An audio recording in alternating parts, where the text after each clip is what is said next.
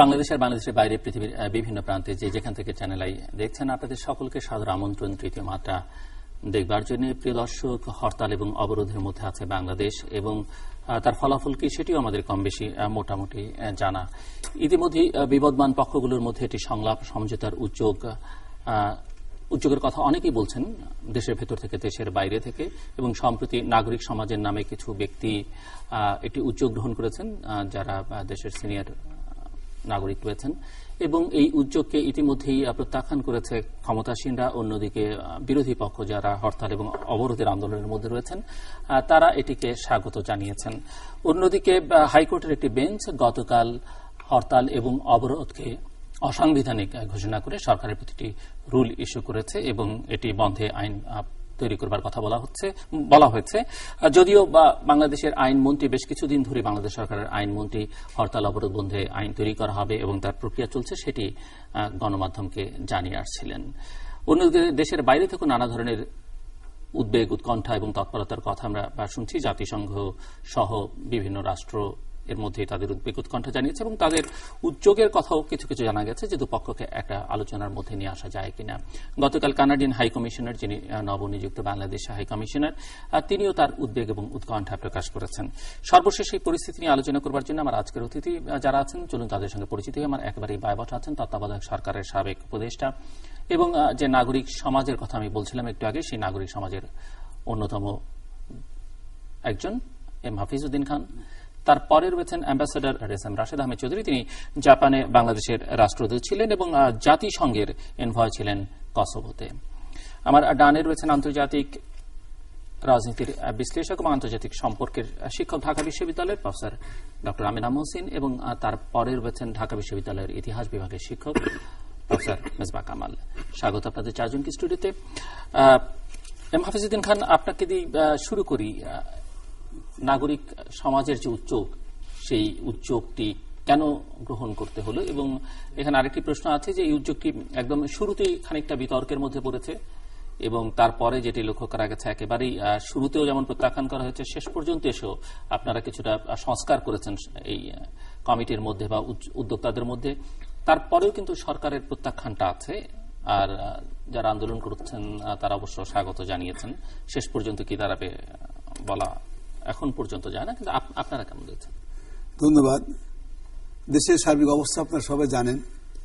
তো সেই অবস্থার প্রেক্ষিতে আমরা মনে করলাম, আমরা যারা নাগরিক সমাজের সদস্য, আমাদের দেশের মধ্যে কিছু কর্তব্য আছে।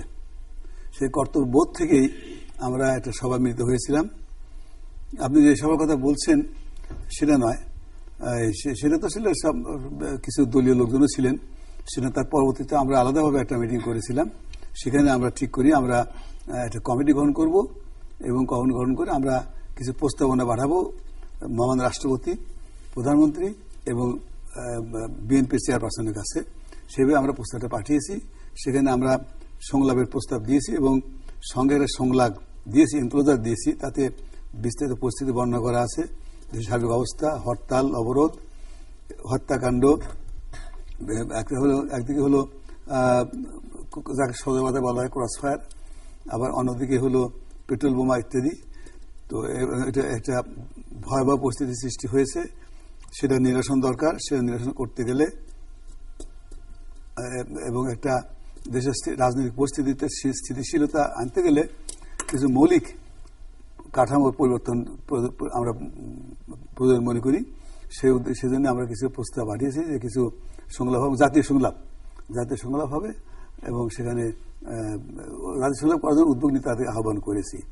আমরা আহ্বান করেছি এখন পর্যন্ত কার সংলাপ হবে বা কি ধরনের সংলাপ হবে? জাতীয় সংলাপ হবে, সবার মধ্যেই হবে। শুধু বিএনপি আওয়ামী লীগ করবে এমন কোন কথা না, অন্য দলও করতে পারে। আমরাও আমাদেরকে আহ্বান করলে আমরা অংশ নিতে পারি নাগরিক সমাজ থেকে, বা যারা আছেন বিদগ্ধ ইউনিভার্সিটির প্রফেসর সাহেবরা আছেন তারাও অংশ নিতে পারেন। আমরা সেনারা এটা ব্রড বেস করতে যাচ্ছি, বিভিন্ন পেশাজীবীকেও আমরা জানতে চাচ্ছি, শুধু ওইটা বাদ দিয়ে। কেন সংলাপের প্রয়োজন মনে করছেন আপনারা? সংলাপের প্রয়োজন মনে করছি যে দেশের কত এখন মনে করেন উদাহরণস্বরূপ একটা যদি বোঝাইতে চেষ্টা করি, এখন যদি নির্বাচন হয়, যে নির্বাচন মানে এখন বলতে কখন, মানে ধরেন যদি এখন আমরা সরকার রাজি হয় নির্বাচন হবে, একটা নতুন নির্বাচন হবে, আগামী 2-3 মাসের মধ্যে 4 মাসের মধ্যে নির্বাচন হবে। হঠাৎ করে মনে হলো কেন আপনার যে সরকার? না, এটা যদি আমি জিনিসটা বোঝানোর জন্য বলছি যদি যেহেতু আন্দোলন হচ্ছে, সুতরাং সরকার যদি এটা ডিসিশন হয় যে আমরা নতুন ইলেকশন করব, ফ্রেশ ইলেকশন করব, এবং ধরে নিলাম যে বিএনপি ইলেকশন জিতে গেল, তাতেও কিন্তু প্রবলেম সলভ হবে না, সমস্যা থেকেই যাবে। এবং সেই সমস্যা থেকে যাবে, এবং সেজন্য কারণ হলো যে আমাদের ইলেকশন কমিশনের সংস্কার দরকার। আমাদের ইলেকশন কমিশন গঠন করার কিভাবে হবে তার একটা নীতিমালা দরকার, শক্ত নীতিমালা, যাতে কোনো দলীয় প্রভাবের কোন রকম কোন অভিযোগ না থাকে। তারপরে ইলেকট্রাল লজের কিছু সংস্কার দরকার, জুডিশিয়ারি সংস্কার দরকার, জুডিশিয়ারিকে ইন্ডিপেন্ডেন্ট করা ইত্যাদি। আরো কনস্টিটিউশনাল পোস্ট যেগুলো আছে, কনস্টিটিউশনাল অর্গানাইজেশন, সাংবিধানিক অর্গানাইজেশন, যেমন পাবলিক সার্ভিস কমিশন, এগুলোর নিরপেক্ষতা এনশিওর করার জন্য কিছু আলোচনা দরকার ইত্যাদি। তো সেইগুলো, এবং সংবিধানের অনেক প্রভিশনাল চেঞ্জ, পরিবর্তন প্রয়োজন। তো এগুলো জন্য সেদিন আমরা বলছি জাতীয় সংলাপ, আমরা বিএনপি আওয়ামী লীগের সংলাপ বলি নাই, জাতীয় সংলাপ আমরা বলেছি। জাতীয় লেভেলের সংলাপ হবে, সেখানে সবাই অংশগ্রহণের সুযোগ পাবে। পেশাবিদ যারা আছেন, প্রফেশনাল, তারাও অংশগ্রহণ করবেন, করে একটা ঐকমত্য আসবে, যাতে এই প্রবলেম ভবিষ্যতে রেকার না করে। কারণ আমরা দেখেছি 1991 শুনতে আরম্ভ করে এই পর্যন্ত, আমি আবার আসবো শেষ করে যতগুলো নির্বাচন হয়েছে তারপরেই এই ধরনের সমস্যা সৃষ্টি হয়েছে। সেটা যাতে আর ভবিষ্যতে না হয়, যাতে রাজনৈতিক পরিস্থিতি স্থিতিশীল থাকে, এবং রাজনৈতিক পরিস্থিতি স্থিতিশীল থাকার পরিধি সবাই আপনার বলা ব্যাখ্যা রক্ষা রাখে না, সেই জন্য আমরা এই সংলাপের প্রস্তাব দিয়েছি। প্রফেসর মেজবাহ কামাল, সমস্যার আশু সমাধান মধ্যমেয়াদে, দীর্ঘমেয়াদে নানা রকমের সমস্যা, এবং সবগুলো সমস্যা নিয়ে নিশ্চয়ই বাংলাদেশ কাজ করবে, বাংলাদেশ সরকার, যারা স্টেক হোল্ডার আছে সবাই কাজ করবেন। নাগরিক সমাজের যে প্রস্তাব, যে সংলাপ, জাতীয় সংলাপের প্রস্তাব, সেই সংলাপ বা সেই প্রস্তাবনা আপনি মনে করেন কিনা যে আশু যে সংকট তৈরি হয়েছে, আশু যে সংকট বলতে আমি বোঝাচ্ছি যে একটা পলিটিক্যাল আনরেস্ট, বা এটিকে পলিটিক্যাল আনরেস্ট না বলে সরকারের দিক থেকে নাশকতা বা সহিংসতা, আর সাধারণ মানুষ আমরা যারা তারা ভুক্তভোগী, আর শিক্ষা ব্যবস্থা ব্যাহত হচ্ছে, অর্থনীতি বিপর্যস্ত, সব মিলিয়ে এই সংকট থেকে সমাধানের আশু সমাধান বেরিয়ে আসবে কিনা এই প্রস্তাবনায় নাগরিক সমাজের? দেশের আজকের বাস্তবতাটাই হচ্ছে যে আজকে মানুষ আগুনে পুড়ছে। তো এটা তো রাজনীতি নয়, এটা অপরাজনীতি, এটা আসলে জঙ্গিবাদ। তো আজকে এই যে জঙ্গিবাদী অবস্থায় দেশ চলে গেছে, এই অবস্থা থেকে মুক্ত হওয়া দরকার, অবশ্যই নিশ্চয়ই হওয়া দরকার। এবং এই জন্য আপনার কেউ কেউ মনে করেছেন যে সংলাপের মধ্যে দিয়ে হয়তো এটা করা যেতে পারে। তো সেটা সংলাপের মধ্যে দিয়ে করা যেতে পারে বলে আমি খুব কনভিন্সড নই এই কারণে যে আসলে দেশটা এখন এমন জায়গায় চলে গেছে যে সেখানে মুক্তিযুদ্ধের পক্ষেকার শক্তি আর বিপক্ষের শক্তি দুটো একটা মুখোমুখি অবস্থানে দাঁড়িয়ে গেছে। আর কারা মুক্তিযুদ্ধের পক্ষের শক্তি আর কারা বিপক্ষের শক্তি, আমি সেই প্রশ্ন উত্তর পরে আসবো, আমি বলিনি আমার কথাটা। তো সেই জায়গায় আপনার দাঁড়িয়ে আপনার মানে এখন রাজনৈতিকভাবে এক পক্ষ আরেক পক্ষকে পরাস্ত করতে না পারলে এই সমস্যার কোনো নিষ্পত্তি আছে বলে আমার কাছে মনে হয় না। তো সেই ক্ষেত্রে যে উদ্যোগ আপনার হাফিজউদ্দিন খান সাহেবরা নিয়েছিলেন, সেটাকে আমি মানে মনে করি যে নিশ্চয় একটা উদ্যোগ তো নেওয়াই যেতে পারে। এবং মানে সেই উদ্যোগটা মানে তারা প্রথম উদ্যোগ নিয়েছেন, সেই জন্য আমি তাদেরকে সাধুবাদ জানাই। তবে আমার কাছে মনে হয়েছে যে তার মধ্যে অনেক অসতর্কতা ছিল। অসতর্কতার একটা প্রথম দিক বলবো যে ধরুন এই যে উদ্যোগ তারা নিলেন, যে চিঠিটা তারা লিখলেন, সেই চিঠির মধ্যে আজকের দিনের যে সবচেয়ে বড় সমস্যা যে মানুষ পুড়ছে এবং এই যে সন্ত্রাস, এই যে জঙ্গিবাদ, এর প্রসঙ্গে কোনো উল্লেখই ছিল না, তাকে নিন্দা করা হয়নি, তাকে কন্ডেম করা হয়নি। তো আজকের এই মুহূর্তের জন্য যদি রেলেভেন্ট হতে হয় তাহলে তো সবার আগে মানুষের জীবন বাঁচানো ফরজ। কাজে মানুষের জীবন সংহারের জন্য যে আপনার মানে যে অপতৎপরতা, যে তৎপরতা চলছে, তাকে আগে তো নিন্দা করতে হবে। তাদের স্টেটমেন্টের মধ্যে সেটা নিন্দাটা ছিল না, ফলে তার একটা গ্রহণযোগ্যতার সংকট তৈরি হয়। আরেকটা জিনিস যেটা হয় সেটা হচ্ছে যে তাদের মধ্যে যেমন নাগরিক সমাজের প্রতিনিধি ছিলেন, তেমনি আবার রাজনৈতিক সমাজের প্রতিনিধি ছিলেন। রাজনৈতিক ব্যক্তিবর্গ বৃহদার্থে নিশ্চয়ই আপনার নাগরিক সমাজের অংশ, কিন্তু আমাদের যে মানে আপনার বোধগম্যতার পরিসর, আমাদের দেশের যে প্রচলিত ধারণা, তাতে নাগরিক সমাজ বলতে রাজনীতির বাইরের মানুষজনকেই বোঝানো হয়ে থাকে। কাজেই সেখানে তারা থাকার ফলে একটা কনফিউশন তৈরি হয়েছে। আরেকটা হচ্ছে যে আপনার এই যে আপনার আসলে 2-3 মাস 4 মাসের মধ্যে ইলেকশন হবে, ওনারা যে কথাটা বললেন, এখন ওনারা অবশ্য লিখিতভাবে সেই কথা বলেননি, কিন্তু ওনারা বিভিন্ন সময় তো বিভিন্ন আলাপ আলোচনায় অংশগ্রহণ করেছেন এবং তারা যে বক্তব্যটা, যে পজিশনস গুলো নিয়েছেন বিভিন্ন টক শো এবং অন্যান্যতে, তাতে করে এটাই স্পষ্ট হয়ে গেছিল যে তারা আসলে একটা দ্রুত ইলেকশন, যেটা বিএনপি চায়, একটা দ্রুত ইলেকশন, সেই বিএনপি চায়, জামাত চায়, তারাও আসলে সেই পজিশনটাকেই যেন তারা আপনার প্রতিধ্বনি করছেন, এটা মনে হয়েছে। ফলে তাদের একটা গ্রহণযোগ্যতার সংকট তৈরি হয়েছে।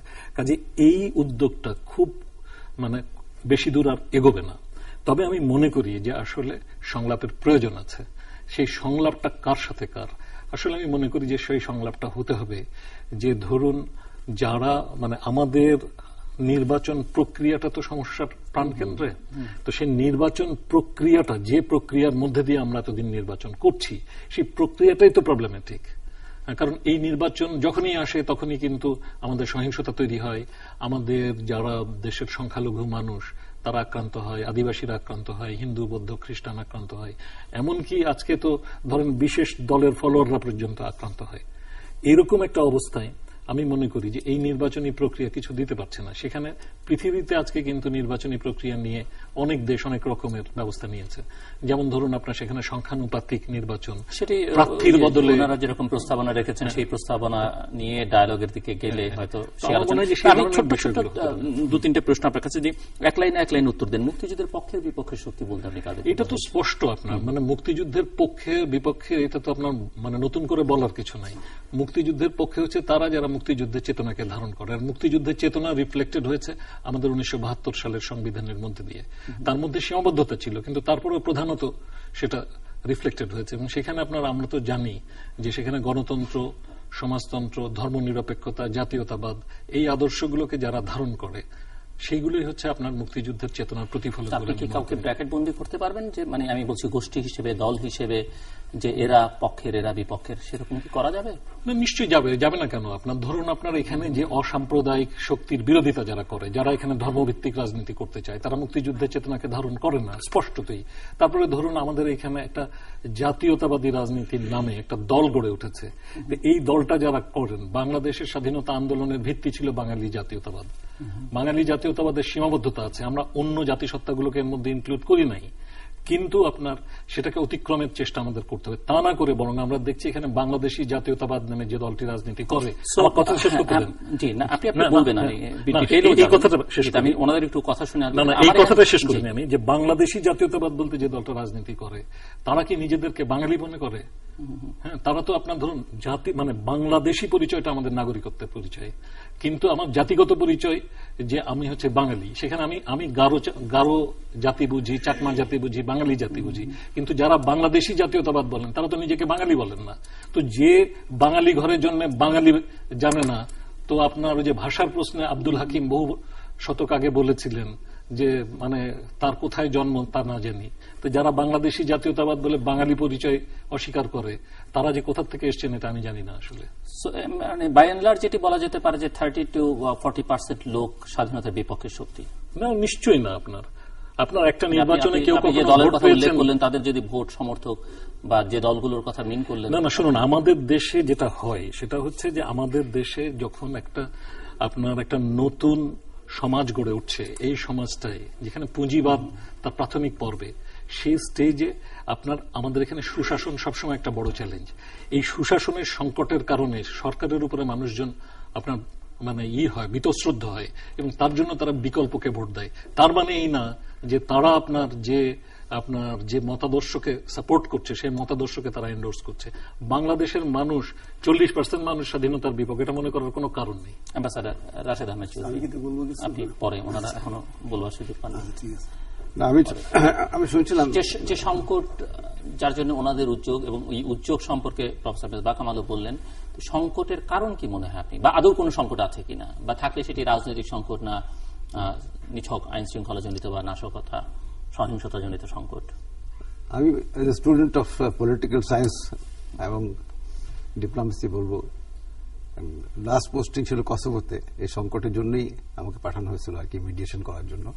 তো আমরা দেখেছি যে একটা জিনিস ইতিহাসে আপনার ব্রিটিশ সময় বলুন, পাকিস্তানের সময় বলুন, এবং বসনিয়াতে সব জায়গায় যেটা এসেনশিয়ালি রাজনৈতিক পলিটিক্যাল প্রবলেম, রাজনৈতিক সমস্যা এটাকে আমি মনে করি, সেটা আপনার শক্তি প্রয়োগ করে যে কোনো দল হোক না কেন, যে কোনো গোষ্ঠী হোক না কেন, এটা কোনোদিন সমাধান করা যাবে না।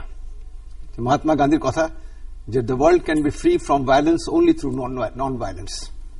এবং এটা আমি এই কনটেক্সটে বলছি কেন খুব দুঃখ লাগছে যে আজকে দেশটা বিভক্ত হয়ে গেছে।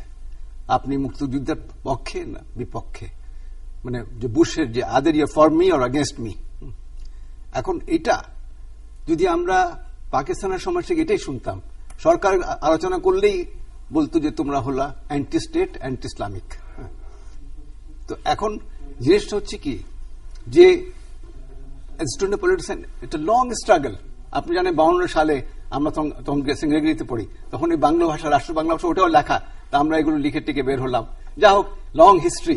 যখন মঞ্জুর কাদের আসলো, জুলফিকার আলী ভুট্টো আসলো, আমরা বের করলাম ইউনিভার্সিটি থেকে, সবাই মিলে আমরা, সব পার্টি কিন্তু এখানে ছিল, স্টুডেন্টরা একসঙ্গে আমরা মার্শালের এগেনস্টে। তারপরে তো আপনি জানেন স্বাধীনতা আন্দোলন। এখন এই যে পলিটিক্যাল স্ট্রাগল, এই স্ট্রাগলের মধ্যে বঙ্গবন্ধুর যে কন্ট্রিবিউশন, তারপরে যখন ডায়ালগ ফেল করলো, ওনাকে নিয়ে যাওয়া হলো ফর রেকর্ড, তখন আমাদের সশস্ত্র বাহিনী, আমাদের মুক্তি বাহিনী, এবং মুক্তি বাহিনী যে গ্রামে গঞ্জে, সেটা আমরা সবাই জানি, আপনাদের কাছে ডকুমেন্টে আছে, আমাদের জনগণ যে Pakistan was dead on 26 March, the day they use massive force. এবং আজকে এই জনগণ যদি এই ইয়াহিয়া খানের যদি ক্র্যাকডাউনটা, মিলিটারি ক্র্যাকডাউন অ্যাকসেপ্ট করে ফেলতো, তখন কিন্তু আমাদের কোনো মিত্র, আমাদের কোনো বন্ধু আসতো না আমাদেরকে সহায়তা করতে। তো এই মুক্তিযুদ্ধের যে ইতিহাসটা হচ্ছে আমাদের বাংলাদেশের গর্ব ইতিহাস। এটা patriotism is not a monopoly of anybody, এটা মনে রাখতে হবে। সরকার আসবে যাবে, পলিটিক্যাল পার্টি আসবে যাবে। আজকে যে সংকট, সেই সংকটের উৎস আপনি কোথায় দেখছেন? মানে সংকটটা কেন তৈরি হলো, বা আদৌ সংকট আছে কিনা আমি যেটা জানতে চাই। এই যে সংকটটা হচ্ছে যে এখন ইলেকশন যেটা হলো, এই যে কেয়ারটেকার গভর্নমেন্ট ইতিহাস দেখেন আপনি, এই কেয়ারটেকার গভর্নমেন্ট ইতিহাসে আওয়ামী লীগ, জামাত এবং অন্যান্য পার্টি তো একসঙ্গে আন্দোলন করেছে কিনা বলুন? একসঙ্গে আন্দোলন করার পরে তখন বিএনপি এটা রাজি হয়ে কনস্টিটিউশনাল অ্যামেন্ডমেন্ট করে এটা আপনার কেয়ারটেকার গভর্নমেন্ট কনস্টিটিউশনাল অ্যামেন্ডমেন্ট করে দেওয়া হলো। আমি আবার বলবো স্টুডেন্ট পলিটিক্যাল সায়েন্স এর ডিপ্লোমা হিসাবে যে আমি এটা আশা করব, a political understanding should only be changed through another political understanding.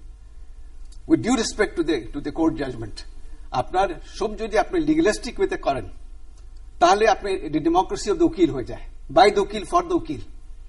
কিন্তু গণতন্ত্র হচ্ছে একটা process, it's a process, and the process is sustained by the people. এবং এই জিনিসটা আমাদেরকে খেয়াল রাখতে হবে। এই ধরুন এই যে এখন কোর্টের জাজমেন্টটা, অবরোধের ভালো কথা, আমরা কেউ চাই না কোন বাংলাদেশি নিজের মা বোনদেরকে যেভাবে আপনার মানে দ্য বার্ন ইউনিট, মনে হচ্ছে the soul of Bangladesh is burning, Bangladesh is on fire. কেউ চায় না। আজকে আমরা কথা বলছিলাম, উনি যেভাবে ফিল করেন, আপনি যে ফিল করেন, আমরা ফিল করি না? আমরা কি মানুষ না? সবাই ফিল করে। কিন্তু রাজনীতি কি বাদ দেন, ইটস এ কম্প্যাক্ট। আপনি ভায়োলেন্সটা শুধু শক্তি প্রয়োগ না, it has to be a political understanding. যেটা কেয়ারটেকার হয়েছিল আন্ডারস্ট্যান্ডিং এ, আরেকটা আন্ডারস্ট্যান্ডিং আসতে হবে। সংলাপ, দ্য মাচ অ্যাবিউজ টার্ম, যেটা সংলাপ বিকল্প নাই, ডেমোক্রেসি।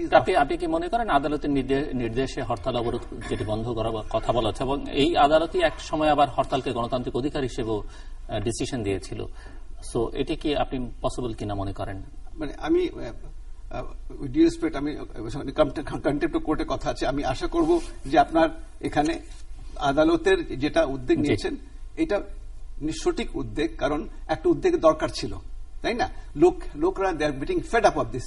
কিন্তু এটা সাস্টেইন করার জন্য আপনাকে একটা পলিটিক্যাল আন্ডারস্ট্যান্ডিং, আপনি পার্শ্ববর্তী রাষ্ট্র দেখেন, ইন্ডিয়াতে দেখেন না কেন, এক্সাম্পল দেখেন সব ডেমোক্রেটিক কান্ট্রিতে, it has to be sustain. US কোর্টে তারা পলিটিক্যাল সিদ্ধান্ত নিতে they are very wary of giving political decisions, কারণ সাস্টেইনেবল করতে হলে আমাদের জনগণের মধ্যে একটা আন্ডারস্ট্যান্ডিং থাকতে হবে, পলিটিক্যাল পার্টির মধ্যে, সিভিল সোসাইটির মধ্যে আসতে হবে। এটা জি, আসি আবার আপনার কাছে প্রফেসর আমিনা মহসিন। পরিস্থিতিটা কেমন দেখছেন এবং উদ্যোগ, নাগরিক সমাজের উদ্যোগ নিয়ে এই টেবিলেও আমরা দেখলাম এম হাফিজউদ্দিন খানের বক্তব্য, প্রফেসর মেজবাহ কামালের বক্তব্য, আবার বাইরের থেকে উদ্যোগের কথা আমরা শুনছি। আবার সেই অস্কার ফার্নান্দেজ তারাঙ্কোকে দায়িত্ব দেওয়া হয়েছে জাতিসংঘের পক্ষ থেকে এখানকার মিডিয়েট করবার জন্য। সব মিলিয়ে আপনি কেমন দেখছেন? দেখুন, পরিস্থিতি আমি কেমন দেখছি এটা তো আসলে বলা কিছু নেই। আমরা সবাই দেখছি যে বাংলাদেশ, উনি যেটা বললেন যে the whole nation is burning, ছোটবেলায় একটা বই পড়েছিলাম, ইজ প্যারিস বার্নিং। আমার মনে হয় আমরা তো আর প্রশ্ন করতে পারি না, বাংলাদেশ ডেফিনেটলি ইজ বার্নিং। আমার মনে হয় মেজবাহ কামাল একটুখানি বোধহয় ওনার ইনফরমেশন একটা গ্যাপ আছে। আপনি যে তথ্যগুলা দিচ্ছিলেন এটা ওনারা ফার্স্ট যেদিন ডায়ালগের ডাক দিয়েছিলেন, তারপরে কিন্তু ওনারা আরেকটা প্রেস কনফারেন্স করেছেন এবং যেখানে প্রেস ব্রিফিংটা যখন করা হয়েছিল সেখানে যারা রাজনীতিবিদরা ছিলেন তাদেরকে বাদ দিয়ে সেটা করা হয়েছিল। আমি বোধহয় ভুল, না সেটা শুরু নয়, হ্যাঁ পরবর্তীতে, হ্যাঁ এবং এবং ডক্টর কামাল হোসেনের যে চিঠি গেছে সেখান থেকে বিতর্কটা তুলছে। প্রথমেই গ্রহণযোগ্যতা সংকটটা তৈরি হয়েছে, কিন্তু সেটাকে ওনাদের যেখানে সীমাবদ্ধতাটা ছিল সেখানে ওটা উপলব্ধি করে ওনারা পরবর্তীতে আরেকটা চিঠি দিয়েছেন এবং যেটার জন্য প্রথমে আপনি যে জিনিসটা ওনারা বললেন যে ওনারা নিন্দা জানাননি ভায়োলেন্সটাকে, পরবর্তীতে কিন্তু ওনারা খুব ক্লিয়ারলি এক্সপ্লিসিটলি কিন্তু ওখানে নিন্দা জানানো হয়েছে এবং বলা হয়েছে যে এই ধরনের চালাও পোড়াও বন্ধ করতে হবে এবং একই সাথে ডায়ালগটা ওপেন করতে হবে, এই কথাটা বলা হয়েছে। আমি কিছু আপনি যদি আমাকে প্রশ্ন করেন যে আমি ব্যক্তিগতভাবে মনে করি কিনা যে এই মুহূর্তে সংলাপ করে কোনো লাভ হবে কিনা, আমি মনে করি না যে এই মুহূর্তে যদি বিএনপি আওয়ামী লীগের মধ্যে আমরা চাই যে একটা সংলাপ হোক, কোনো লাভ হবে না। এটার কারণ আমি বলছি, কারণ হবে কিনা সেটি নিয়ে হওয়ার ব্যাপারে আপনি কতখানি আশাবাদী সেটি না, আমি মনে করি না যে এখন কোনো সংলাপ হবে, কারণ সংলাপ হওয়ার জন্য দুটো পার্টিকে এক ধরনের একটা মিনিমাম আন্ডারস্ট্যান্ডিং এ আসতে হবে। তার মিনিমাম আন্ডারস্ট্যান্ডিং কিছু বেসিক ইস্যুসে তো আসতে হবে। তার চেয়ে বড় কথা কি একটা শ্রদ্ধার জায়গা থাকতে হবে, একটা ট্রাস্টের জায়গা থাকতে হবে, যেখানে এখানে তো কোনো আস্থার জায়গা নেই, কোনো শ্রদ্ধা তো নেই।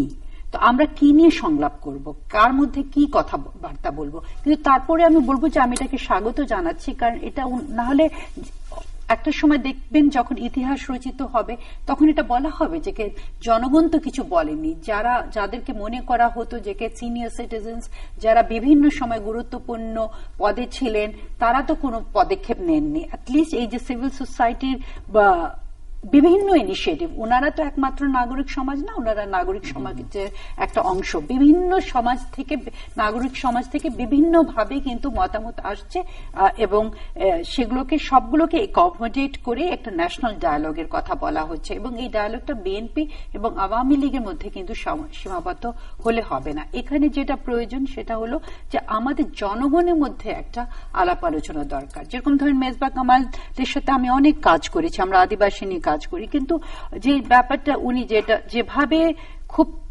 আমার কাছে মনে হলো কি অতি সরলীকরণ করে ফেলা হলো যখন উনি বললেন যে স্বাধীনতার পক্ষে এনারা, স্বাধীনতার বিপক্ষে ওনারা, জাতীয়তাবাদী দল। এখানে আমাকে মাথায় রাখতে হবে আমি জামাতের ব্যাপারে আমার অবস্থানটা খুব সুস্পষ্ট।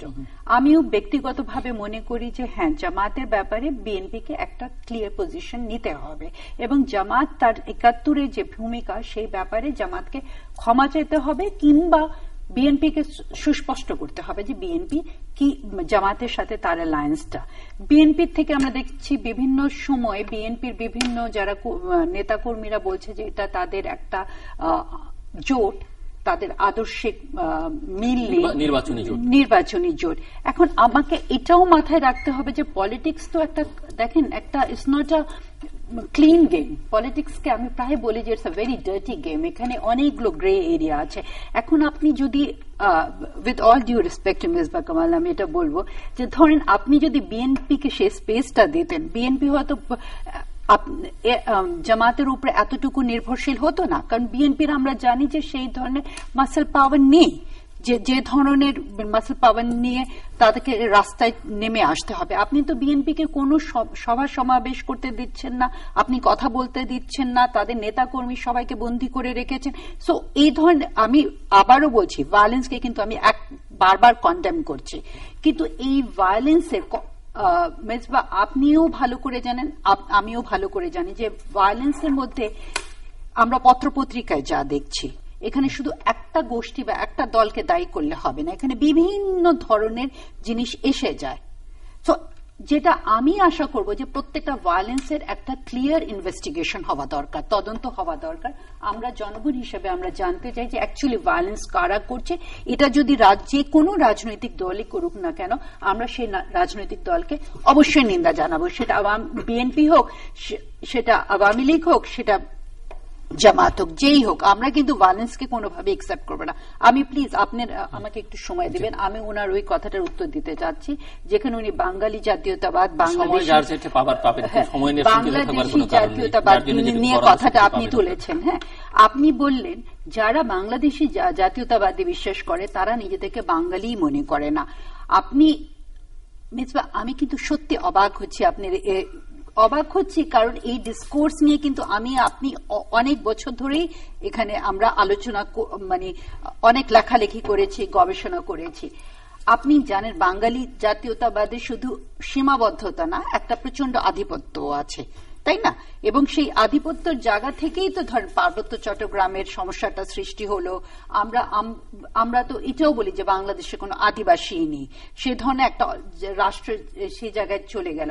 আচ্ছা, আমি মেনে নিলাম যে আপনি ৭২-এর কনস্টিটিউশনটাকে ধরলেন, পরে যখন আওয়ামী লীগ আসলো, অ্যামেন্ডমেন্ট করলো, তখন তো তারা ন্যাশনালিটি বলে দিল যে আমাদের জাতীয়তা হলো বাঙালি, ওকে, আমাদের সিটিজেনশিপ হলো বাংলাদেশে। তো যখন আমি ন্যাশনালিটি বাঙালি বলে দিচ্ছি, তখন আপনি আমাকে বলেন অন্যান্য জাতিগোষ্ঠীগুলো কোথায় স্থান পেল। আচ্ছা, আপনি বললেন যে সেকুলারিজম ছিল ৭২-এর কনস্টিটিউশনে। আমি সেটা আপনি নিজেও জানেন যে আমি কিভাবে ক্রিটিক করেছি সেকুলারিজম যে ড্রপ করা হয়েছে, মাইনরিটি রাইটস কিভাবে ভায়োলেটেড হয়েছে, এবং আমাদের এটা প্রয়োজন ছিল, এটা নিয়ে আমি অনেক লেখালেখি করেছি। কিন্তু পরে যখন অ্যামেন্ডমেন্ট হলো, আমি ইসলামকে রাষ্ট্র ধর্ম রেখে আবার আমি সেকুলারিজমকেও নিয়ে আসলাম। তো আপনি বিরোধিতাগুলো দেখছেন, আপনি কন্ট্রাডিকশনস গুলো দেখছেন না? এটা তো একটা পপুলিস্ট ডেফিনেশন, এটা তো একটা, এই কন্ট্রাডিকশনস এর মধ্যে আমরা কোথায় দাঁড়িয়ে আছি বলেন? এবং ধর্মকে নিয়ে সেকুলার পলিটিক্সে কারা ব্যবহার করছে? বিএনপি যে ব্যবহার করেছে, আওয়ামী লীগও ব্যবহার করেছে, দুটো পার্টি ব্যবহার করেছে, এটা তো আপনি অস্বীকার করতে পারবেন না। যখন ঢাকা হেফাজত এসেছিল, আমরা দেখেছি তখন মাননীয় তখনকার, মানে এখন যিনি প্রধানমন্ত্রী, তখন উনি প্রধানমন্ত্রী ছিলেন, উনি কি তখন আসেননি, কথা বলেন এটা নিয়ে? আমি আসছি আপনার কাছে, আমি আসবো। আমার মনে হয় কি এই কন্ট্রাডিকশনস গুলো, কারণ আপনার কথার প্রেক্ষিতে হাফিজউদ্দিন খান অনেক আগেই কথা বলতে চেয়েছিলেন, আমি আসবো, আপনি বলবেন। আমি অ্যাম্বাসেডর রাশিদ আহমেদ চৌধুরী আপনার কাছে একটু জানতে চাইবো যে জাতিসংঘের যে উদ্যোগ, আমরা লক্ষ্য করেছি যে এর আগেও 2014 ইলেকশনের আগেও একটি উদ্যোগ গ্রহণ করা হচ্ছে, সেটিও ফেল করেছে। সো এবার কোন উদ্যোগ যেটি আবার গ্রহণ করা হচ্ছে, আমরা দেখছি যে যুক্তরাষ্ট্র এবং জাতিসংঘের যুক্তরাষ্ট্রের সহকারী পররাষ্ট্রমন্ত্রী ওনারা কথা বলেছেন এইসব বিষয় নিয়ে। এই উদ্যোগ সফল হবে কিনা কোনো আশা আপনি দেখতে পান কিনা, বা জাতিসংঘের আদৌ আসলে কিছু করবার আছে কিনা? এখন যতটুকু আমি জানি যে ওদের সিস্টেমে যে কাজ করে, তারা সরকার যেন এই উদ্যোগকে প্রথমে তারা সাড়া দিতে হবে, পজিটিভ রেসপন্স করতে হবে যে হ্যাঁ আমরা জাতিসংঘকে চাই, এসে সংলাপে মিডিয়েশন করুক। ওরা কিন্তু সুমোটো, ওরা ইউনিল্যাটারালি চলে আসবে না।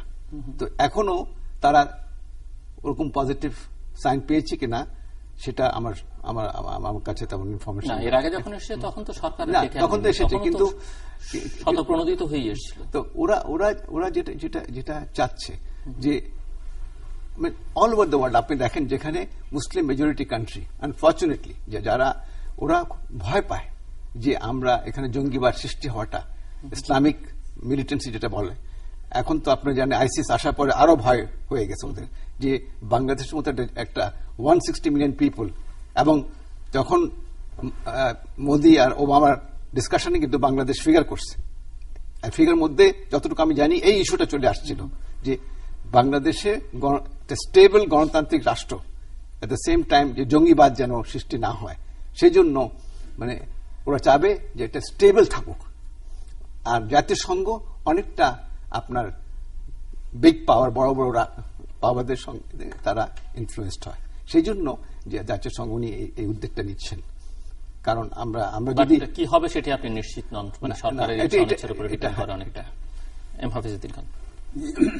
আমি ওই জনাব মেজবা কামাল সাহেব যে বক্তব্য রেখেছেন সে প্রেক্ষিতে দু একটা সবিনয় আমি নিবেদন করতে চাই। প্রথম কথা হলো যে উনি যে সম্মেলনের কথা ইঙ্গিত করছেন, ডক্টর কামাল এবং মান্না এবং আরো দুজন মজুর ইসলাম সেলিম সাহেব ছিলেন, আর বিকল্প ধারার মেজর মান্না সাহেব ছিলেন, সেটা একটা মিটিং ডেকেছিল। কারা উদ্দেশ্য তা জানি না, আমাকে কে টেলিং করলো তা জানি না, আমরা গিয়েছিলাম। কিন্তু সেটা তো নয়, আমরা তো পরবর্তীতে আমরা সেপারেট মিটিং করেছি, সেপারেট মিটিং করে সেটা আমরা ডিসাইড করেছি। একটা তো দুর্বলতা স্বীকার করতে হবে যে তার আগেই ওনাদের নামে যিনি আপনাদের এই উদ্যোগের যিনি এখনো প্রধান উদ্যোক্তা, অন্তত পারসেপশন তাই, তিনি ওখানে ওটা তো আমরা তাদেরকে তো ওখানে আমাদের মনে মনে একটা সর্ট অফ সিদ্ধান্ত হয়েছে যে ওনাদেরকে নিয়ে রাখা করা যাবে না, কারণ ওনার পলিটিক্যাল এলিমেন্ট, তাদের রাখা যাবে না। আমরা সেপারেট মিটিং করি, সেপারেট মিটিং করে আমরা ঠিক করি যে আমরা আরেকটা মিটিং করবো। মিটিং করে তারপর সেখানে আমরা ঠিক করা হয় যে আমরা একটা কমিটি করব, এবং সেটা কমিটি করে প্রেস ক্লাবে সেদিন যাওয়া হয়েছে গত শুক্রবার দিন, সেখানে বলা হয়েছে। এবং সেখানে আমাদের স্টেটমেন্টটা যে আমাদের চিঠির সঙ্গে যে এনক্লোজারটা পাঠিয়েছি তাতে বিস্তারিত বলা আছে, এবং সেখানে অত্যন্ত আনইকুইভোক্যাল টার্মস আমাদের কনভেনার যিনি ডক্টর শামসুল উনি বলেছেন এই যে সন্ত্রাসবাদের বিরুদ্ধে, এই যে পেট্রোল বোমার বিরুদ্ধে অত্যন্ত জোরালোভাবে আমরা বক্তব্য রেখেছি। এবারে কোনো কনসেপশন মিসকনসেপশন থাকা ঠিক না। তারপরে আমরা নিন্দা জ্ঞাপন করি না, এই কথা মোটেই ঠিক না। আমি জানি না, আমি আমার মেজর সাহেব আমাদের স্টেটমেন্টটা পড়েছেন কিনা, মানে এনক্লোজারটা পড়েছেন কিনা আমি জানি না, পড়লে বোধহয় ওনার ভুল ধারণা বদলে যাওয়ার কথা। আচ্ছা, তো আর ইলেকশন সম্বন্ধে আপনি কি এটা বললেন যেন? ইলেকশনের সিস্টেমগুলো এগুলো চেঞ্জ করতে হবে, প্রপোর্শনাল রিপ্রেজেন্টেশন এগুলো আনতে হবে। সেগুলো তো আছে, অনেক ব্যাপারই আছে।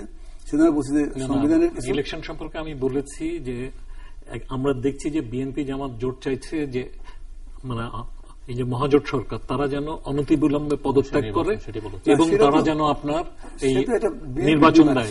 এবং আপনারা যে বক্তব্য রাখছেন, আপনাদের বক্তব্য তো তাদের বক্তব্যের সাথে মিলে যাচ্ছে। ঠিক নয়, এটা ঠিক নয়। আপনারা তো চাইছেন যে আপনি তো বললেন যে 2-3-4 মাসের মধ্যে ইলেকশন হবে। হাইপোথেটিক্যাল একটা কথা বললাম। তা হাইপোথেটিক্যাল কথা বিএনপির সাথে মিলে গেলে কেমন করে? আমরা তো সেটা বলি না, আমি জিনিসটা বলছি এখন যদি এই মুহূর্তে ইলেকশন হয় এবং এই মুহূর্তে যদি বিএনপি জিতে যায় তাহলে তো সমস্যার সমাধান হবে না। আমি সেটা বোঝানোর জন্য 4 মাসের মধ্যে ইলেকশন হয় যদি না, উনি বলেছেন না তর্কের খাতিরে যদি ধরে হয় তাও কিন্তু সমস্যার সমাধান হবে না। এবং আপনি যা বলছেন যে একটা ইলেকটোরাল রিফর্ম দরকার, উনারাও তাই বলছেন। সেটা আমরা বলেছি, সেটা মিন করেছি যে আমরাও তাই বলছি, সমস্যার সমাধান হবে না। এখন বিএনপি ক্ষমতা আসুক আর আওয়ামী লীগ ক্ষমতা থাকুক, সমস্যার সমাধান হবে না আনলেস দোজ। আপনি চিঠি দিয়েছেন রাষ্ট্রপতির উদ্যোগ, একই ল্যাঙ্গুয়েজে কি করবেন? আমি জানতে চাইছি যদি আপনাদের এই চিঠিতে একটু সাড়া না দেন বা আপনাদের আহ্বানে সাড়া না দেন। আমরা সেদিন সাংবাদিক সম্মেলন আমাদের প্রশ্ন করেছিল, অত্যন্ত ক্রাউডের সাংবাদিক সম্মেলন ছিল, অনেক হল ভর্তি ছিল। সেখানে আমরা বলেছি যে আমরা দেখবো, দেখে কি আমরা পর্যবেক্ষণ করবো কোন রেসপন্স আসছে কিনা, না আসলে আমরা পরবর্তী কর্মকর্তা আমরা আলাপ করে কতদিন দেখবেন আর কতজনের সপ্তাহখানেক কত আগুন জ্বললে তারপরে সপ্তাহখানেক দেখবো, আমরা এটা প্ল্যান করেছি। আর এটা ওইটা তো যে উনি সব জাতীয়তাবাদী জাতীয় শক্তি এবং সবকিছু আমরা 13 জন আছি, এর মধ্যে কেউ কোন দলের লোক নয়, এটা নিশ্চয়ই কামাল সাহেব বিশ্বাস করবেন যে এর মধ্যে কোন দলীয় লোক কেউ নাই, দলীয় রাজনীতির সঙ্গে সম্পৃক্ততা আছে এরকম কেউ নাই। নিশ্চয়ই এটুকু অন্তত আমাদের আস্থা রাখবেন, এটা আমি জোর গলায় বলছি। না জনাব এম হাফিজউদ্দিন খান সাহেব, মানে আপনাদের এই ইনিশিয়েটিভটাকে আমি কিন্তু স্বাগত জানিয়েছি। আমি বলেছি যে আপনার এরকম একটা ইনিশিয়েটিভের দরকার ছিল, হ্যাঁ, কিন্তু আমার কাছে যেটা মনে হয়েছে সেটা হচ্ছে যে যদি আপনার প্রাথমিক কিছু ব্যাপারে যদি আরো সতর্কতা অবলম্বন করা হতো তাহলে আপনাদের ইনিশিয়েটিভটার গ্রহণযোগ্যতা আরো বাড়তো। যেমন আমার কাছে মনে হয় যে ধরুন আপনার ওই যে রাজনৈতিক দলের সাথে যুক্ত কিছু মানুষজনকে যুক্ত না করে বা এই ইনিশিয়েটিভটা প্রতিভাত হয়েছে যেন তারাই নিয়েছেন, তারা আপনাদেরকে ডেকে এনেছেন। যদি ব্যাপারটা এরকম হতো যে আপনার ইন্ডিপেন্ডেন্ট কিছু আপনার ব্যক্তিবর্গ তারা ইনিশিয়েটিভ নিলেন, তাহলে এটা অনেক বেশি বেটার হতো। আর আরেকটা যেটা যে আপনার এই যে আপনাদের ইনিশিয়েটিভটাতে আপনারা যে কারেকশনস গুলো করেছেন পরে, ওই কারেকশনস গুলো যদি না করা লাগতো, যদি প্রথমেই আপনারা সেই বিষয়গুলো সম্পর্কে সতর্ক থাকতেন, যেমন ভায়োলেন্সকে কন্ডেম করা বা ইত্যাদি বিষয়গুলো, তাহলে হয়তো এটা গ্রহণযোগ্যতা থাকতো। আরেকটা জিনিস আমি মনে করি, আসলে আপনার ধরুন যে আপনারা যখন আপনারা যদিও জাতীয় সংলাপ বলছেন, কিন্তু আমার কাছে মনে হয়েছে যে কনসেপচুয়ালি জাতীয় সংলাপ বলতে আপনারা কি বোঝাচ্ছেন আপনারা নিজেরা স্পষ্ট না, বরং আপনারা যেন বিএনপি আওয়ামী লীগের সংলাপকে বুঝিয়েছেন, এটা মনে হয়েছে আমাদের কাছে। আরেকটা হচ্ছে যে আপনার যদি তাও হয়, সেক্ষেত্রেও আপনার যেটা হচ্ছে যে উভয়ের কাছে গ্রহণযোগ্য এরকম কিছু মানুষজন থাকা উচিত। আপনারা যারা উদ্যোক্তা, আপনাদের মধ্যে সরকার বা মহাজোটের কাছে গ্রহণযোগ্য এরকম মানুষজন কিন্তু ছিলেন না। তো কাজে সেরকমও কিছু মানুষজনকে যদি ইনক্লুড করতে, 12-13 জনের মধ্যে নেই, আমার কাছে মনে হয়নি আর কি। হ্যাঁ, যে কারণে আপনার হয়েছে কি যে ওনার কথা মতো বলতে হয়, আওয়ামী লীগের কথাই বলেছেন, কারণ ওখানে এসটি মাংসে বলেছেন যে একমাত্র শামসুল সাহেব ছাড়া আর সব ব্যক্তি প্রশ্নাতীত নয়। না না, এখন শামসুল সাহেব যেহেতু ওনার ইলেকশন জিতে গেছে শামসুল সাহেবের আমলে, উনি একমাত্র গ্রহণযোগ্য ব্যক্তি আর আমরা কেউ গ্রহণযোগ্য ব্যক্তি না, এটা তো মনে হচ্ছে কথা। এটা হয়তো খুব দুর্ভাগ্যজনক, হ্যাঁ, কিন্তু আপনার এটা হচ্ছে পারসেপশন। কাজে আমার কাছে মনে হয়েছে যে পারসেপশন গভর্নমেন্ট, বা আমি আপনাকে জিজ্ঞেস করতে চাচ্ছি, মানে আপনি যে বারবার বলছেন গ্রহণযোগ্য না, পারসেপশন কার পারসেপশন? সেটা আপনার গভর্নমেন্টেরই পারসেপশন, গভর্নমেন্ট সেটা আপনার এইচটি ইমামেরই পারসেপশন বা গভর্নমেন্টের পারসেপশন, কিন্তু গভর্নমেন্টের পারসেপশন ইজ ইম্পর্টেন্ট। সেদিক থেকে আমার কাছে মনে হয়েছে যে আপনার ধরুন একটা ভালো ইনিশিয়েটিভ হয়তো আপনার কোনো রেজাল্ট ছাড়াই এটা আপনার পরিসমাপ্ত হয়ে গেল। কাজে সেই জায়গায় আমার কাছে মনে হয় যে ধরেন মানে নাগরিক সমাজের কিন্তু একটা রোল প্লে করার আছে, ডেফিনেটলি আছে, এবং আমার মনে হয় যে আপনার আরেকটু সতর্কভাবে আরেকটু ভেবে চিন্তে স্টেপ নিলে ভবিষ্যতে নিশ্চয়ই আমরা প্রথম যে মিটিংটা হয়েছে যেটা আপনি ইঙ্গিত করছেন, সেই মিটিং এ আমরা কি এই ধরনের মনোভাব নিয়ে যাই নাই, এখানে এটা আলোচনা করতে, তারপরে আমরা যে পদক্ষেপগুলো নিয়েছি এটা কারোর সঙ্গে আলাপ করে না, আমরা নিজেদের মধ্যে, এবং এখনো আমাদের ওপেন রাখা হয়েছে যে আরো আমরা কমিটি বড় করব, যাদের গ্রহণযোগ্যতা আছে সমাজে তাদেরকে নিয়ে আমরা করব। আমার ছোট দুটো প্রশ্ন আছে আপনার কাছে, আমি আগেই করতে চাইছিলাম। আমার ডক্টর আমিনা মহসিনের ব্যাপারে কিছু বলার আছে, আপনি বলেন। আমি সেটি হচ্ছে যে আপনি বলেছেন যে এক পক্ষ আরেক পক্ষকে পরাস্ত করবার মধ্যে দিয়ে সমাধান হবে, মানে আপনি কি মনে করেন যে কে কাকে পরাস্ত করবে বা কবে নাগাদ এই পরাস্ত করার কাজটা হবে, মানে খেলার কোন পর্যায়ে আছে এই লড়াইয়ের? এটি একটি প্রশ্ন। দ্বিতীয় প্রশ্ন হচ্ছে আপনি যে জঙ্গি সমস্যা, জঙ্গিবাদের কথা বলেছেন, আমার প্রশ্ন হচ্ছে যে আমরা যদি এই জঙ্গিবাদের বা জঙ্গি তৎপরতা, এই সন্ত্রাসী কর্মকাণ্ডের ট্রেন্ডটা দেখি, তাহলে দেখবো যে আমরা 2004-05 এটি প্রবলভাবে ছিল, তারপরে একেবারেই সেটি বাংলাদেশ থেকে নেই এরকম একটা জায়গায় গিয়েছিল। সরকারও এটি নিয়ে অনেক গর্ববোধ করেছে। আবার আমরা দেখলাম যে 2014 ইলেকশনের আগে মাস 6 এই ধরনের তৎপরতা, জঙ্গি তৎপরতা, যুদ্ধাপরাধীদের বিচার ঠেকানোর জন্য বা বিএনপির ইলেকশনের দাবিতে। আবার কিন্তু তারপর আমরা এক বছর দেখলাম এই ধরনের কোন তৎপরতার চিহ্ন বাংলাদেশে নেই। আবার এই দেখলাম গত মাসখানেকের অধিক সময় ধরে। তো বিশ্বজুড়ে যে জঙ্গি তৎপরতা বিভিন্ন দেশে দেশে আমরা দেখি, তার সঙ্গে এটির কোনো আদৌ মিল খুঁজে পাওয়া যায় কিনা, মানে এরকম বিরতি দিয়ে হঠাৎ করে তারপরে দীর্ঘ সময় কোনো কিছু নেই, আবার হঠাৎ করে কয়েকটা মাস বা কয়েক সপ্তাহ মিল খুঁজে পাওয়া যায় কিনা আমি একটু বুঝতে চাইছি। নাকি এটি আসলে আমাদের বিবদমান পক্ষগুলো রাজনৈতিক স্বার্থেই বা অন্যান্য কোনো গোষ্ঠী এগুলোকে ব্যবহার করছে এবং জঙ্গি সন্ত্রাসী তৎপরতাগুলো চালাচ্ছে, মানে এর সঙ্গে অন্যগুলো লিঙ্কগুলো বোঝার চেষ্টা করছি। এই ধরনের যে ব্যাপারগুলো, যে জঙ্গিবাদী তৎপরতা বা আপনি ধরুন গণতন্ত্রের জন্য যে আন্দোলন, সেই আন্দোলন, সমাজতন্ত্রের জন্য আন্দোলন, এগুলো কিন্তু প্রত্যেক দেশের যে নিজস্বতা থাকে, সেই নিজস্বতা অনুযায়ী এইটা আপনার এক দেশ থেকে আরেক দেশের অভিজ্ঞতা ভিন্ন হয়। কাজেই আপনি বলছেন যে এটি বাংলাদেশের অভিজ্ঞতা না, কাজেই আপনার বাংলাদেশে যা ঘটছে এটা বাংলাদেশের সাথে অন্য কোনো দেশকে মেলানো যাবে না, কিন্তু তার সাথেও কিন্তু তাই বলে যে এর কোনো আন্তর্জাতিক সংযোগ নেই তা তো না। আমাদের এখানে যে জঙ্গিবাদী তৎপরতা, সেই জঙ্গিবাদী তৎপরতার সাথে আন্তর্জাতিক জঙ্গিবাদের কিন্তু লিঙ্কেজেস এর কথা বিভিন্ন সময় শোনা গেছে। আল কায়দার পক্ষ থেকেও দক্ষিণ এশিয়ায় তৎপরতা বাড়ানোর এবং আপনার ইত্যাদি স্টেটমেন্টস গুলো কিন্তু আমাদের মাথার মধ্যে আছে। কাজে সেদিক থেকে আপনার এটা একটা বিশেষত্ব আছে। তবে আমি মনে করি যে দেখুন, আমাদের এখানে এই জঙ্গিবাদী তৎপরতা কখন শুরু হয়েছে, সেটা হয়েছে 2013 সালের, মানে সাম্প্রতিক কালে 2013 সালে যখন আপনার কাদের মোল্লার বিচারের রায় নিয়ে আপনার আন্দোলনটা গড়ে উঠল। সেই সময় থেকে কিন্তু আমরা দেখছি যে জঙ্গিবাদী তৎপরতাটা আপনার শুরু হলো, এবং সেটা একটা চরম জায়গায় চলে গেল যখন দেলোয়ার হোসেন সাঈদীর বিচারের রায়টা প্রকাশিত হলো। তো আপনার সেই থেকে আমরা দেখছি, এবং এটা এই পর্বে এসে 2015-তে এসে এটা একেবারে ককটেল বোমায় রূপান্তরিত হয়েছে, এবং মানুষকে ঝলসে দেওয়া, মানুষকে মানে জীবন্ত মানুষকে রোস্ট বানানোর কাজ শুরু হয়েছে। তো এই যে আপনার অবস্থাটা, এটা জঙ্গিবাদের একেবারে একটা চরম একটা যে বিভৎস চেহারা, সেই চেহারাকে আমাদের সামনে প্রকাশ করেছে। তো এখন আমি আপনার এই কথাটা বলতে পারি যে আপনার একটা কথা কিন্তু শুরুতেই আমাদের রাশেদ আহমেদ চৌধুরী বলেছিলেন, উনি বলেছিলেন যে শক্তি প্রয়োগ করে কোন সমস্যার সমাধান করা যায় না।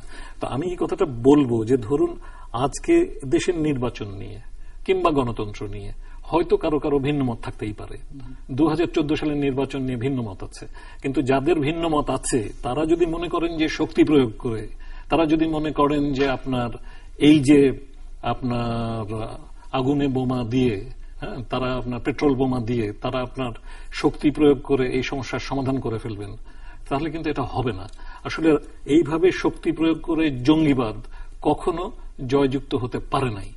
হ্যাঁ, মানে ওনারা যেটা ইঙ্গিত করেছেন যে দমন পীড়ন বা গ্রেফতার, আমনা মহসিন গ্রেফতার কথা বলেছেন, কিংবা পলিটিক্যাল অ্যাক্টিভিটিসের জন্য স্পেস না দিয়ে বা ক্রস ফায়ার করেও সমাধান হবে না। শুনুন, মানে আমাদের এখানে ক্রস ফায়ার তো আছে, এবং ক্রস ফায়ার সমর্থনযোগ্য নয়, কোনোভাবে আমি ক্রস ফায়ারকে সমর্থন করি না, কিন্তু এখানে ক্রস ফায়ার শুরুরও একটা ইতিবৃত্ত আছে। আমাদের বিভিন্ন সরকার, including BNP, including Awami League, তারা কিন্তু অপারেশন ক্লিন হার্ট করে করা হয়েছে। বিএনপির সময় অপারেশন ক্লিন হার্ট হয়েছে, বিএনপির সময় আপনার র্যাবের জন্ম হয়েছে। হ্যাঁ, এরকম ভাবে আপনার মানে এক্সট্রা জুডিশিয়াল কিলিং এর কাজগুলো বিভিন্ন সরকারের সময় হয়েছে, এবং এই যে সরকারের আমলেই হোক, এই আওয়ামী লীগ সরকার, মহাজোট সরকার সহ, আমি এটাকে কন্ডেম করি, নিশ্চয় কন্ডেম করি। কিন্তু আবার আপনার কোনটা রাজনৈতিক উদ্দেশ্যে ক্রস ফায়ার আর কোনটা হচ্ছে আপনার একটা কমব্যাটে অ্যাকশন, এই দুটোর মধ্যে একটা পার্থক্য টানতে হবে। যে আপনার উপরে পেট্রোল বোমা ছুড়ে দিচ্ছে তার বিরুদ্ধে যদি কমব্যাট অ্যাকশন নেওয়া হয়, তাহলে আপনি সেটাকে মানে জনগণের জীবন রক্ষার্থে কিন্তু সেই অ্যাকশন, কাজে সেটাকে যদি আবার আপনার রাজনৈতিক নিপীড়ন বলে কেউ করেন, তাহলে তিনি কিন্তু আসলে প্রশ্রয় দিচ্ছেন এই দুষ্কৃতিকারীকে, এই হত্যাকারীকে। হ্যাঁ, এরকম একজনকে হত্যা হলে হয়তো 50 জন লোকের জীবন বাঁচবে।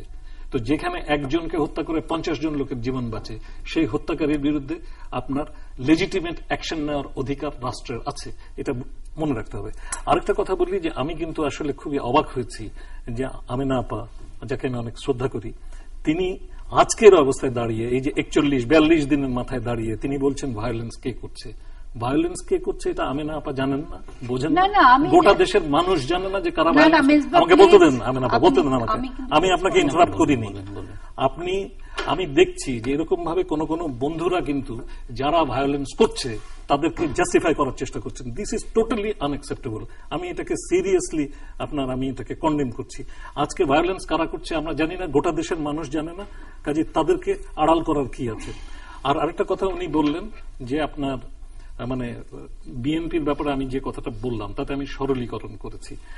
আমি দেখলাম যে উনি জামাতকে কন্ডেম করলেন। আপা, আমি খুবই হ্যাপি যে আপনি জামাতকে কন্ডেম করেছেন। হ্যাঁ, আমি সবসময় করেছি, আমরা সবাই সেটা আমাদের, আমি মনে করি এই প্রশ্নে আমাদের সর্বোচ্চ জাতীয় ঐক্য হওয়া দরকার, সবটুকু জাতীয় ঐক্য হওয়া দরকার। কারণ 71-এর এই যে ঘৃণ্য শক্তি, তাকে আমাদেরকে সবাই মিলে কন্ডেম করতে হবে।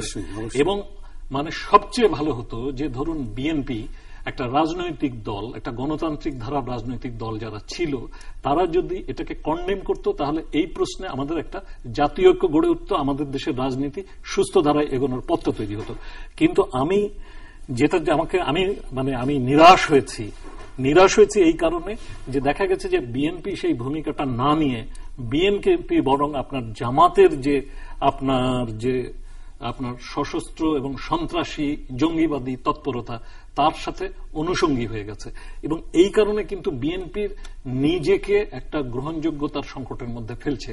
আমি মনে করি যে পলিটিক্স এখন পার্সু করছে বিএনপি, এই পলিটিক্স কিন্তু বিএনপিকে ক্ষতিগ্রস্ত করছে। এটা বিএনপির political legitimacy as a democratic force সেটাকে কিন্তু ইরোড করে দিচ্ছে।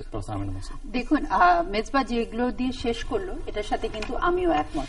এবং মেজবা, আমি কিন্তু বারবারই এই কথাটা বলেছি, বিএনপির নিজের অবস্থান ক্লিয়ার করতে হবে জামাত সম্পর্কে। এটা আমি বরাবরই এই পজিশনটা নিয়েছি এবং এটা নিয়ে কোনো আমাদের দ্বিমত নেই। আমি এটা বলিনি যে সহিংসতাটা কে করছে। আমি যেটা বলার চেষ্টা করছিলাম সেটা হলো যে আমরা দেখছি যে অনেক সহিংসতাটা হচ্ছে এবং বিএনপি এটাকে ডিজোন করছে, আবার গভর্নমেন্ট বিএনপির উপরে দিচ্ছে। আমার বিএনপি কখন ডিজোন করলো? একটা স্টেটমেন্ট এসছে একবার, এছাড়া তো আর কোনো ডিজোন করে নাই।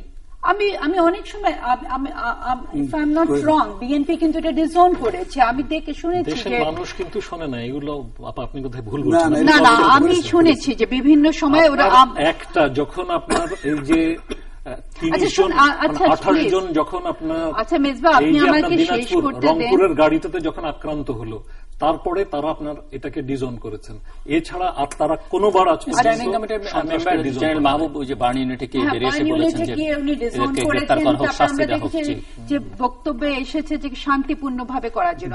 আমি please let me finish Mezba, আপনি যেটা বলেছেন সেটা কিন্তু আমাকে এটা বলতে দেন প্লিজ।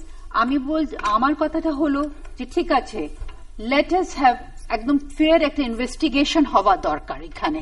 যদি বিএনপি বলে থাকে যে এটা বিএনপি করছে না, তাহলে এটা ইনভেস্টিগেশন হোক। কেন ইনভেস্টিগেশন হতে তো কোনো বাধা নেই, এবং যে দলই এটা করুক না কেন, এটা যদি বিএনপি করে থাকুক অবশ্যই এটাকে আমরা কন্ডেম করব, এবং আমরা তো কন্ডেম করছি। আমি তো প্রথমেই এই কথাটা বলেছি যে বিএনপির এই জায়গাটা নিজের অবস্থানটা ক্লিয়ার করা দরকার, যে তারা কি করছে কি করছে না। এবং আমি এটা বারে বারে বলে আসছি যে যেভাবে এই প্রবলেমটা এরকম জায়গায় দাঁড়িয়ে গেছে, এটা একদম যেটাকে বলে একটা ডিহিউম্যানাইজেশন অফ পলিটিক্স। এখানে কোনো রাজনীতির কোনো মানবিক চেহারা বা মানব চেহারা নেই।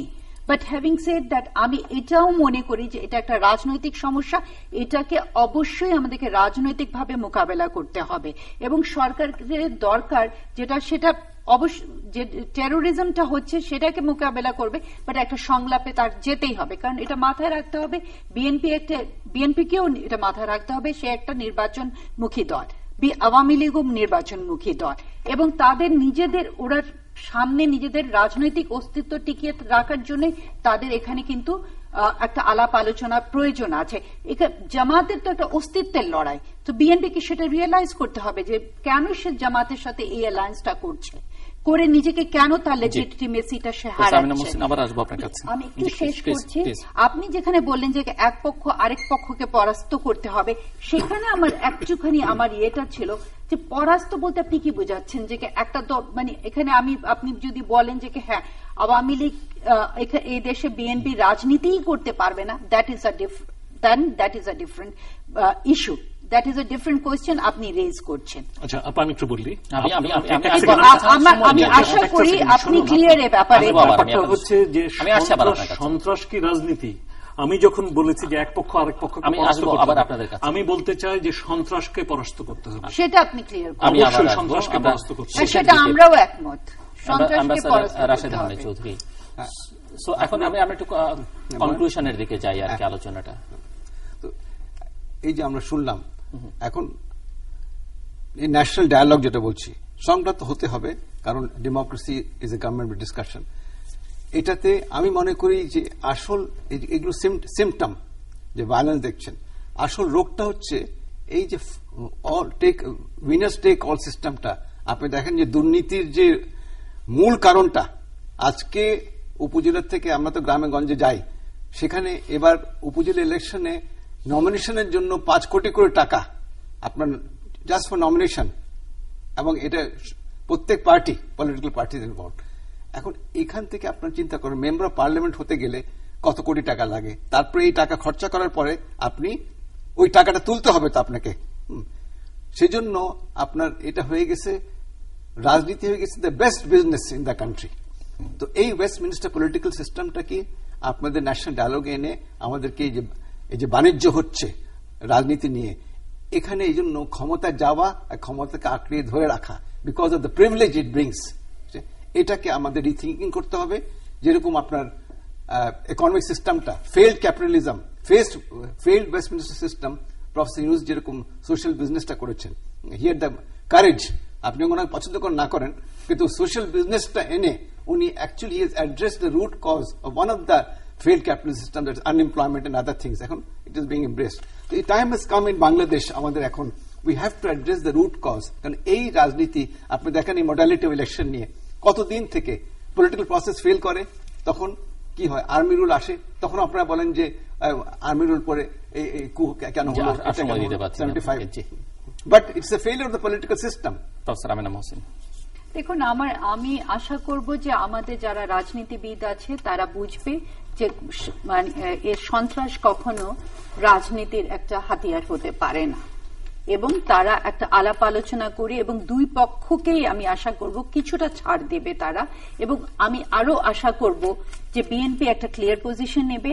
আওয়ামী লীগ সরকার যেহেতু সরকারে আছে তাদের অনেক বেশি দায়িত্ব, জনগণের নিরাপত্তা দায়িত্ব তাদের, তারা এটা নিয়ে চিন্তা ভাবনা করবে, এবং সাধারণ জনগণ আমি মনে করছি যে একটা তাদের মধ্যে একটা ডায়ালগ হওয়া দরকার। আমরা মানে সাধারণত আমরা তো দেখি রাজনৈতিক দলগুলো আমাদেরকে একটা ম্যানিফেস্টো দেয় ইলেকশনের সময়, আমার মনে হয় আমাদের একটা সিটিজেন্স চার্টার তৈরি করা উচিত যে এই জিনিসগুলো আমরা চাচ্ছি, এবং আমরা রাজনীতিবিদদের কাছে সেগুলোই তুলে দেব যে এগুলো তোমাদেরকে পূর্ণ করতে হবে, না হলে এই দেশে আপনারা রাজনীতি করতে পারবেন না। কারণ এটা একটা গণপ্রজাতন্ত্রী, এখানে এই রাষ্ট্রের মালিক জনগণই, এবং সেটার মধ্যে ইলেকটোরাল রিফর্ম থাকবে অবশ্যই। আমার মনে হয় কনস্টিটিউশনের একটা আমূল পরিবর্তন আমাদের দরকার। আমাদের কনস্টিটিউশনে অনেক কন্ট্রাডিকশনস আছে, সেগুলোকে চিহ্নিত করা দরকার আছে, এবং আরো আমার মনে হয় যেটা একটা বিরাট একটা আমরা মানে সংকটের মধ্যে পড়ে গেছি, সেটা হলো যে ইতিহাসকে বিকৃতি করা। সেখান থেকে আমাদের বের হয়ে আসতে হবে। আমাদেরকে অবশ্যই স্বীকৃতি দিতে হবে যে বঙ্গবন্ধু জাতির পিতা, এবং এটাও স্বীকৃতি দিতে হবে যে জিয়াউর রহমান একজন মুক্তিযোদ্ধা ছিলেন। কাউকে আমরা আইএসআই এজেন্টও বলতে পারবো না, আর কাউকে অন্য নামেও, এই যে কাউকে বড় করতে গিয়ে কাউকে খাটো করে ফেলা, এগুলো থেকে আমাদেরকে বের হয়ে আসতে হবে। জি, প্রফেসর মিসবাহ কামাল। আমি আমিন আপার এই কথার সাথে একদম পুরোপুরি একমত হব। আমি মনে করি যে মুক্তিযুদ্ধ আমাদের জাতীয় জীবনের সবচেয়ে বড় অর্জন, এবং এই মুক্তিযুদ্ধে যার যা ভূমিকা, যার যা অবদান, তার স্বীকার করতে হবে, তার স্বীকৃতি দিতে হবে। এ ব্যাপারে তো কোনো সন্দেহ রাখার কোনো সুযোগ নাই যে আমরা জাতির জনক বঙ্গবন্ধু শেখ মুজিবুর রহমানের নেতৃত্বে স্বাধীনতা অর্জন করেছি। এই যুদ্ধের নেতৃত্বে ছিল আওয়ামী লীগ, কিন্তু এটা ছিল একটা গণযুদ্ধ। এখানে আওয়ামী লীগ ছাড়াও আরো অনেক দলের ভূমিকা ছিল, অনেক ব্যক্তির ভূমিকা ছিল, এবং তাদের মধ্যে নিশ্চয়ই আপনার তখনকার মেজর জিয়া, যিনি আমাদের জেড ফোর্সের কমান্ডার ছিলেন, তার একটা গুরুত্বপূর্ণ ভূমিকা ছিল। মুক্তিযোদ্ধা হিসেবে তার প্রতি সেই সম্মান, সেই মর্যাদা আমাদের সবাইকে দিতে হবে, একেবারে অ্যাবসলিউটলি দিতে হবে। তা না হলে আমাদের মানে জাতীয় ঐক্যের ভিত্তি হবে না। কিন্তু আবার এই জিয়াউর রহমানই কিন্তু আবার আমরা দেখেছি যে যখন প্রেসিডেন্ট হয়েছেন, তিনি এখানে ধর্মভিত্তিক রাজনীতির পথ তৈরি করে দিয়েছেন, এবং যেটা আমাদের ৭১-এর চেতনার একেবারে পরিপন্থী। আমাদের এখানে আসলে একটা ধর্মভিত্তিক রাজনীতিকে প্রত্যাখ্যান করে আমাদের এখানে একটা মডার্ন ডেমোক্রেটিক সোসাইটি আমাদেরকে গড়ে তুলতে হবে। আমাদের এখানে দেখুন, এখনো অনেক বিদ্যালয়ে জাতীয় পতাকা ওড়ানো হয় না, জাতীয় সঙ্গীত গাওয়া হয় না, এখনো শহীদ মিনার ভাঙে একটা পক্ষ, স্বাধীনতা স্তম্ভ ভাঙে। তো সেইখানে আপনার এখানে একটা দুটো সংস্কৃতির লড়াই চলছে। শুধু একটাই প্রশ্ন করব, আপনি যখন বলেছিলেন স্বাধীনতার পক্ষে বিপক্ষের শক্তি, আপনি তখন ধর্মভিত্তিক রাজনীতিও এনেছিলেন। তো যে জাতীয় পার্টির সাথে আজকে আওয়ামী লীগ অ্যালায়েন্সে আছে, সেই জাতীয় পার্টি তো ইসলামকে রাষ্ট্রধর্ম করে দিল। আপনি সে তো বটেই, সেটাকে আমি কন্ডেম করি, নিশ্চয়ই আমি সেটাকে কন্ডেম করি। এবং আপনি যেটা বললেন যে আওয়ামী লীগের যে অনেক কন্ট্রাডিকশনস গুলো আপনি যেটা উল্লেখ করেছেন রাইটলি, এমনকি পঞ্চদশ সংশোধনীর মধ্যে যে অনেক কন্ট্রাডিকশনস আছে, আমি সেগুলোর সাথে একমত। কিন্তু আপনি মানে আমরা যদি শুধু আওয়ামী লীগের কন্ট্রাডিকশনস গুলো দেখি, এবং বিএনপি যে আপনার ধর্মভিত্তিক রাজনীতি, ধর্ম ব্যবসা, এটাকে না দেখি, তাহলে কিন্তু ভুল করা হবে না, সেটা কেউ করছে না। না, সেটা সম্পর্কে আমাদের সতর্ক হলে হবে।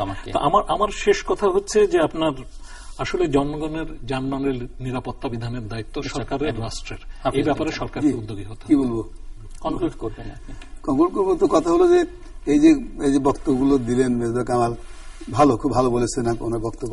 পণ্ডিত মানুষ ভালোই বলেন, কিন্তু কথা হলো যে এই যে আমাদের সমাজে এই ধরনের প্রশ্নগুলো বেশি বেশি উত্থাপন করে কিন্তু বিরোধিতা বাড়িয়ে দেওয়া হচ্ছে। যে যেটা আমেনা মহসিন বললেন, আমি একমাত্র ওনার সঙ্গে 100% যে জামাতকে একটা কি বিএনপিকে একটা স্ট্যান্ড নিতে হবে ক্লিয়ার কাট, এবং বিএনপির সঙ্গে জামাতের গাঢ় ছড়া আমরা মোটেই পছন্দ করি না। আমরা সবসময় এটা নিন্দা করে আসছি এবং এটা মোটেই গ্রহণযোগ্য নয়। এবং বিএনপি অনেক লোকে সাপোর্ট করে না বিকজ অফ দিস রিজন। অনেকে আমি দেখি অনেকের মধ্যে, কারণ আমরা তো অনেকের সঙ্গে কথাবার্তা বলি টলি, যেহেতু এই সমাজের নাগরিক হিসেবে একটু পরিস্থিতি আছে, সেই কারণে তাদের মধ্যে দেখেছি অনেকেই এটার জন্য পছন্দ করে না। যাক, এখন তো তার চেয়ে বড় সমস্যা দেশের সামনে এসে গেছে, সেটা হলো যে এখন সন্ত্রাসী কর্মকাণ্ড চলছে, দেশে শান্তি নেই, মানুষের মনে শান্তি নেই, প্রত্যেক ব্যক্তি প্রত্যেক গোষ্ঠী সহসা স্থানে নানাভাবে ক্ষতিগ্রস্ত এবং নানা রকমের ভাবে তারা এফেক্টেড হয়ে গেছে। সেতে মুক্তি দরকার। সেজন্যই আমরা বলেছিলাম যে একটা মানে সংলাপের মাধ্যমে এটাকে সমাধান করার পথকে দুইটা পথ। একটা হলো যে এই সন্ত্রাসী কর্মকাণ্ডকে বন্ধ করতে গেলে by force law and order machinery দিয়ে করা, সেটাতে কতদিন লাগবে এবং হবে কিনা আদৌ জানি না, কারণ ভায়োলেন্স অলওয়েজ বিটস ভায়োলেন্স, সেটা সমস্যা রয়ে গেছে। আর তার দ্বিতীয় সমস্যার সমাধান কিভাবে হবে? তাহলে মেরে ধরে এখন যদি জামাতের সব লোকে সাফ করে দেন তাহলে কি দেশে শান্তি আসবে? তার 3 থেকে 4% তাদের ভোট, হয়তো সংখ্যা বেশি নাই, 3 থেকে 4% বোধহয় এরকমই, বেশি হবে না ভোটের পার্সেন্টেজ। তো এখন এটা করে দেশে শান্তি আসবে না কি অন্য কোনো পন্থা দেশে শান্তি আসবে এবং in the process Jamaat eliminated হয়ে যাবে, সেটাও চিন্তা ভাবনা করা দরকার হচ্ছে, এটা আমি মনে করি। কারণ এখন মানুষের নাবিশ্বাস উঠে গেছে, এটাতে মুক্তি পাওয়া দরকার অত্যন্ত জরুরিভাবে। আমি খালি একটা অ্যাড করব, এই যে এলিমিনেশনের কথাটা হচ্ছে, ইট হ্যাজ টু বি ফট পলিটিক্যালি, রাজনৈতিক ভাবে আপনাকে এটাকে করতে। অনেক ধন্যবাদ professor Misbah Kamal, professor Amena Mohsin, ambassador Rashed Ahmed Chowdhury এবং মিস্টার হাফিজউদ্দিন খান। দর্শক, এই আলোচনার টেবিলে সমাধানের পথ কি হতে পারে? এই টেবিলে নয়, এই টেবিলের বাইরে বিভিন্ন জায়গায় যেখানেই কথা হচ্ছে, দেশের ভেতর থেকে বাইরে থেকে সবাই বলছেন সংলাপ হতে হবে, সমঝোতা হতে হবে। যদিও এখান থেকেও এই আকার ইঙ্গিতে কথা বেরিয়ে এসছে যে সেই সম্ভাবনা খুব একটা নেই এই দুপক্ষের মধ্যে, বরং এই কথাও এসছে যে এক পক্ষ আরেক পক্ষকে পরাস্ত করবার মধ্যে দিয়ে এই সমস্যার হয়তো একটা আশু সমাধান হতে পারে। এটিও সাধারণভাবে একটা পারসেপশন তৈরি হয়ে যাচ্ছে জনগণের মধ্যে যে কাউকে জিততে হবে। কিন্তু একথাও এই টেবিল থেকে আকার ইঙ্গিতে বলবার চেষ্টা করা হচ্ছে যে পক্ষই জিতুক না কেন, তাতে বাংলাদেশের জনগণের জয়টা নিশ্চিত হবে না। এবং বাংলাদেশের জনগণের জয় নিশ্চিত করতে হলে বাংলাদেশের জনগণকে ঐক্যবদ্ধ হয়ে সাধারণ নাগরিকদের, এবং শুধু নাগরিক নামেই হলে হবে না, নাগরিক নামেরও ইতিমধ্যে অনেক সমস্যা তৈরি হয়েছে, সুশীল নামেরও অনেক সমস্যা আছে। এর বাইরে গিয়েও যে নামেই হোক না কেন বাংলাদেশের জনগণকে ঐক্যবদ্ধ হতে হবে এবং তাদেরকে সকল রাজনৈতিক নেতৃত্বের প্রতি, সকল দলের সকল নেতাদের প্রতি একটা চাপ প্রয়োগ করতে হবে। কেননা যাদেরকে আমরা দেখছি, অতীতে দেখেছি এবং ভবিষ্যতে দেখবার যাদের সম্ভাবনা আছে, সবার ইতিহাস কম বেশি আমাদের সবারই জানা, এবং সেগুলো যে খুব একটা ভালো কিছু, সুন্দর কিছু, সেটি কিন্তু কেউ নিশ্চিত করে গর্বের সঙ্গে বলতে পারবেন না। কাজেই জনগণকে জেগে উঠতে হবে, ঐক্যবদ্ধ হতে হবে এবং প্রবলভাবে রাজনৈতিক নেতৃত্বের প্রতি চাপ প্রয়োগ করতে হবে। সেটি দীর্ঘ সংলাপের জন্য হোক, সমঝোতার জন্য হোক, যে প্রয়োজনই হোক না কেন। দর্শক, আমাদের সঙ্গে থাকবার জন্য অসংখ্য ধন্যবাদ। আপনাদের সবার জন্য শুভকামনা।